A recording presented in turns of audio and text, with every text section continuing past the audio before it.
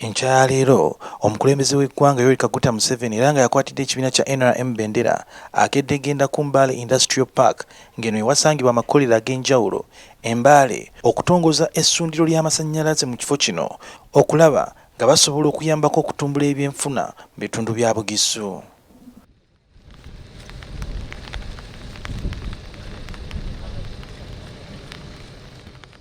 Museveni era asobodde okulambula ekifo kino ekirimu amakolero 16 mu kaseera wabula nga gavumenti ya Uganda ne China bateekateeka okuteekawo amakolero agawerera ddala 80 mu kifo kino. Essundiro ly'amasannyalaze oba mobile substation eritongozeddwa lisobola okugaba amasannyalaze agawerera ddala megawatt 50. Eno station eno kuyita mobile oba etambula mu kifo ky'okugizimbira awamu nti ogikwata bwabeerawo obuzibu n'ogivuga n'ogireeta wantu n'otandika okuconnectinga mu kabanga akatono.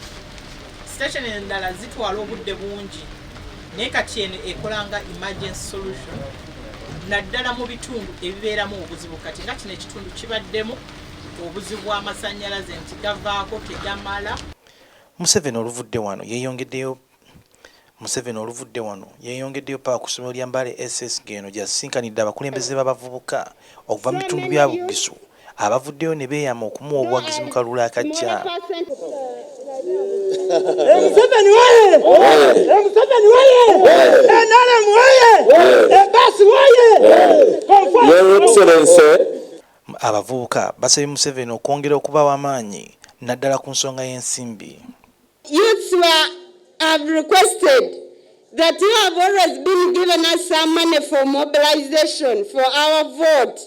But this time around, Your Excellency, we request that since there is a lot of opposition on the grassroots, because even in Bududawa there was no opposition, this time around, you go and you'll get some ready things around. So please, you consider us knowing that we are going to go in a very hard race. Ng'ayogerako eri abavubuka, Museveni avuddeyo n'ategeeza nga bamanyi ebiruma abavubuka kubanga naye yaliko omuvubuka. I brought up youth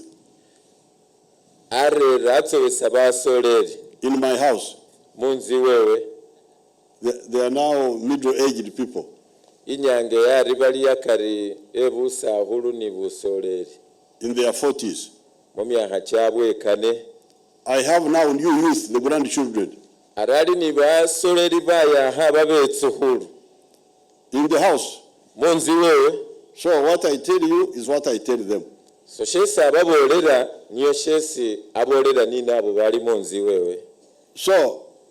let nobody come here. Youth. What youth are you talking about? Museveni era avuddeyo n'ategeeza nga bw'alina amaanyi era n'asikirira n'abamuvuganya. I don't see a group which has got a correct position in the politics of Uganda today that could defeat